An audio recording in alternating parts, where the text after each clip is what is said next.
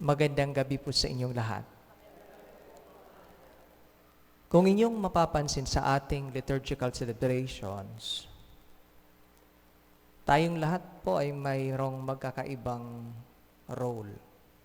Merong lay ministers, mayroong greeters and collectors, merong readers and commentators, may altar servers. Pero lahat ng ito, they compose one act of worship.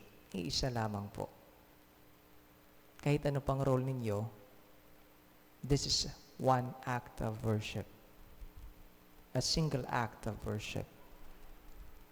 At sa ating gawaing ito, mayroon pong tatlong movements na makikita natin, mapapansin natin. Ano ito? Tinatawag itong liturgical encounter. Una ay ang downward movement.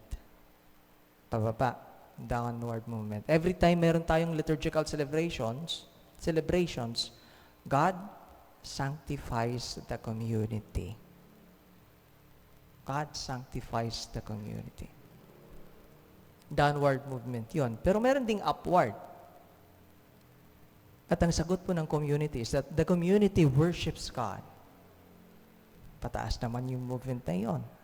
Pero hindi lang po downward, upward. Mayroon pang pangatlo, yung horizontal. Every time po meron tayong celebration, liturgical celebrations, the liturgy builds up the community. Builds up the community. Ngayong araw, kafiestahan po ni Santa Cecilia, we honor her.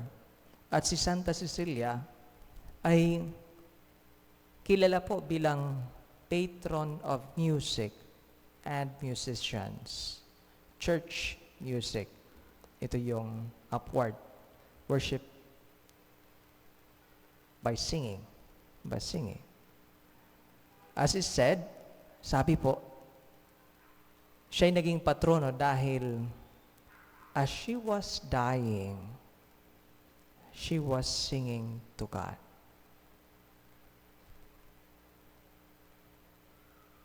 Ibig pong sabihin, her act of singing was her way of worshiping God.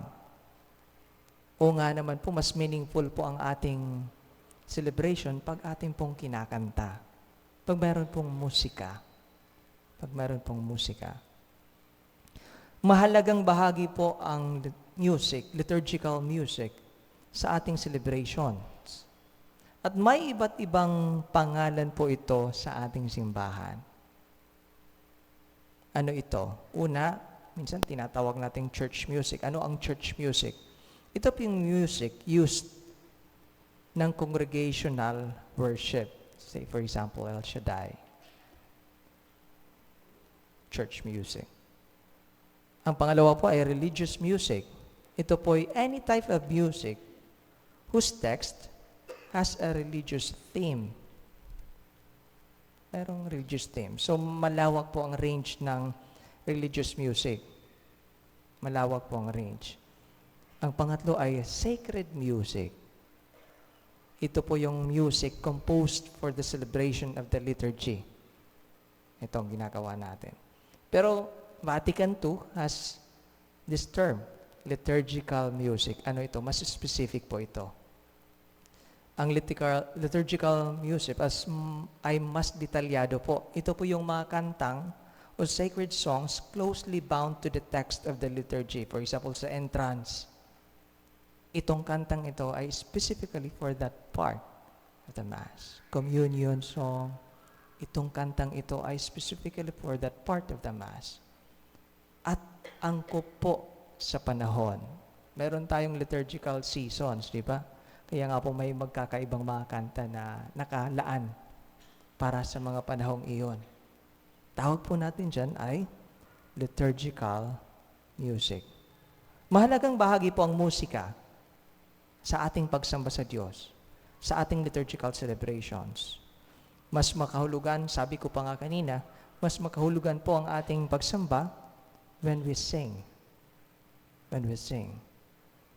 Itong kapistang ito ni Santa Cecilia, this reminds us to actively participate in our liturgical celebrations, lalong-lalo na sa pagkanta. lalong-lalo na sa pagkanta.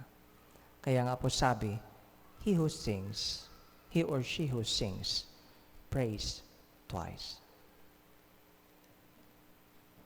Magsitayo po ang lahat.